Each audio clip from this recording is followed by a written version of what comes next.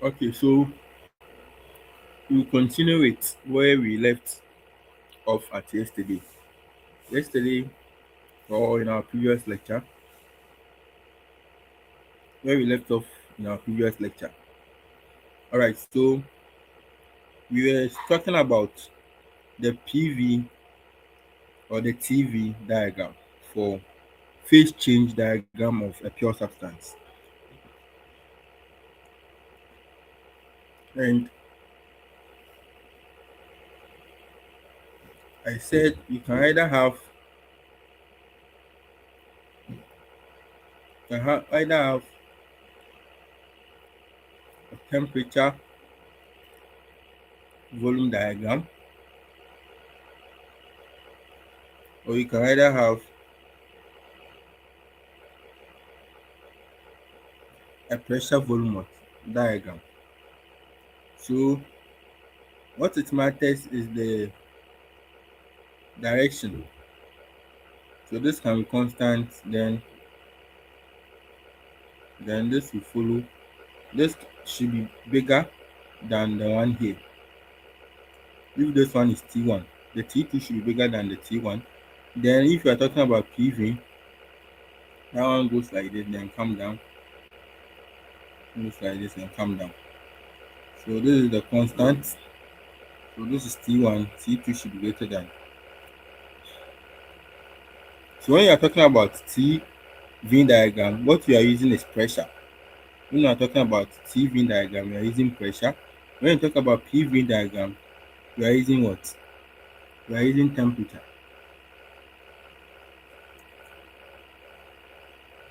So you can say that this is T1, T2 should be greater than T1 in that manner.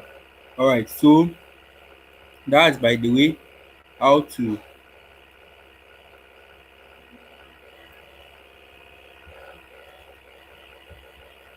draw your PV and TV diagram. But that's not the important thing you want to look at. The important thing is how to know the states and how to find the various properties at the state. So if it's a compressed liquid, what is the specific volume there? What is the internal energy there? You see, as engineers, that's what we are so much concerned with. So without wasting much time, the total mass of every particular liquid is made up of the gas phase and the liquid phase, where G is for vapor or gas and F is for liquid.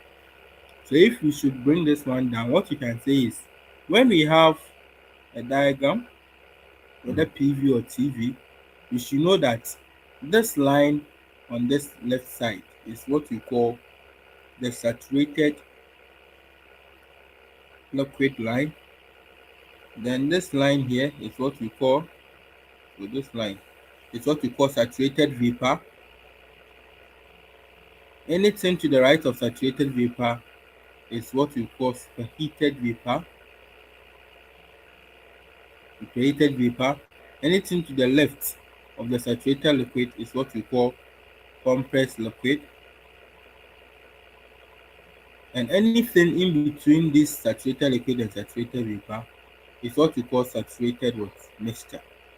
It means it contains the gas phase and the liquid phase. So this formula is for the in between. Alright, so it means if you want to find a property in between, we normally use what we call average between the saturated liquid and the saturated vapor phase. So it means average can be, if you are talking about specific volume, it will be the specific volume at the liquid phase, saturated liquid, plus the specific volume at the gaseous phase. But what you should know is, since we are talking about average, it means it cannot be only made up of liquid and what? Vapor only. There should be some quantity of the whole total mixture which is also concerned with what vapor or converted to vapor, because we said quality is the amount of vapor over the total what? Liquid. So it means though it is in the average state, some of the liquid has converted to what? To vapor. So we should know that total amount of the liquid which is in the saturated mixture phase that has converted to vapor, by using the term or quality. So we use the variable quality or the quantity variable quality to actually sort out for that. So if we should do that, it means though we start from the liquid because average is in between.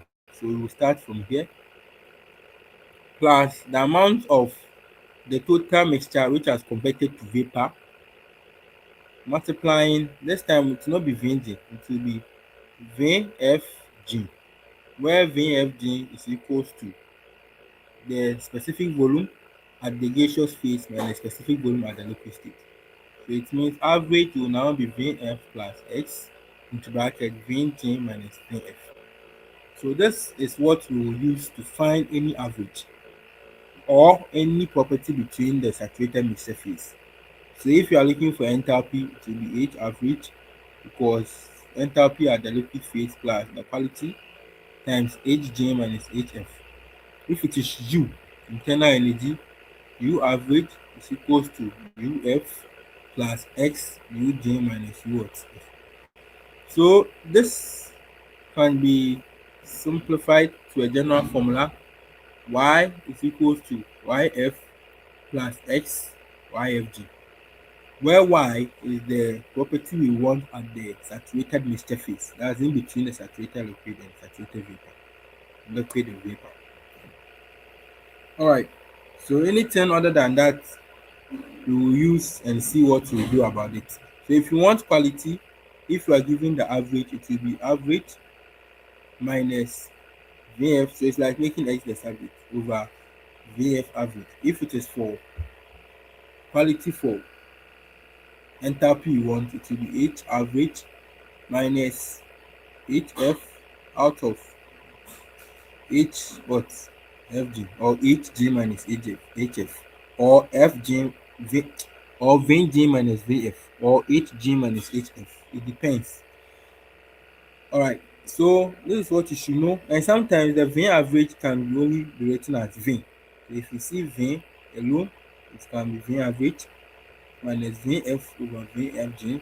Sometimes H average can be represented with H minus Hf over Hfg. As I say, students normally understand stuff with question. So this is the question I want us to solve together so that you get the concept, then you grab your A's. A rigid tank contains 10 kilograms of water at 90 degrees Celsius if 8 kilograms of the water is in the liquid form and the rest is in vapor form. So total mass of the liquid is 10 kilograms. So engineers, these are what you note down. In the water phase or amount in the water phase is 8 kilograms. So definitely the rest will be what? Vapor, which is 2 kilograms. The question even said the rest is in vapor form. Determine A, the pressure in the tank. So what did they give us? They gave us temperature. At a given temperature, the pressure you find at a given temperature, the pressure you find to determine the phase change of a pure substance is known as what? Saturated pressure. So saturated pressure at 90 degrees Celsius is what we are looking for.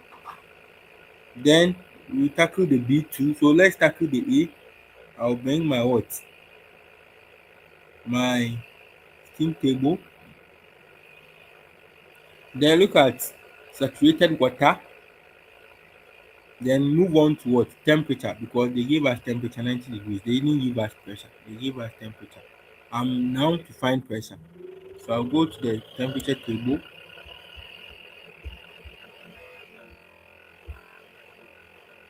Then look out for 90 what? Degrees Celsius. So 90 degrees is here.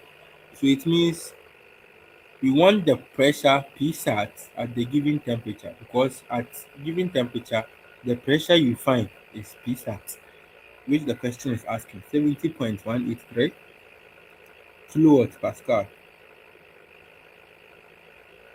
70.183. Then the question is asking for the volume. But I've told you that in this thermodynamics class, whatever we talk about is in the form of specific entity or specific property. So this volume they are talking about is actually total volume, but the steam table will give us the volume in terms of meters cube per kilogram, which is specific for volume. So if you have specific volume, which is volume, total volume over mass, then you've been given specific volume. If you want the total volume, what you do is you multiply the specific volume, which is the one given by us or given to us by the steam table, you multiply it with the mass, then you get your what? You get your total volume. So here, what I'm going to do is I know total volume is made up of liquid and what? Vapor or gas.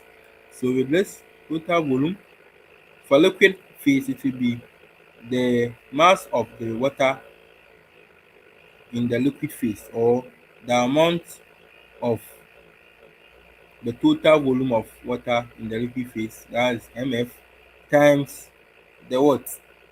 The specific volume at the liquid state at the given what? Temperature they give us, plus if I come here, the same thing, mass of water in the vapor form times the specific what? Volume at the vapor state. So now with this, I'm done. So this Vf I'm looking for is nothing but V at 90 degrees Celsius. Vj is nothing but the V at 90 degrees Celsius. So I'll come to the steam table again.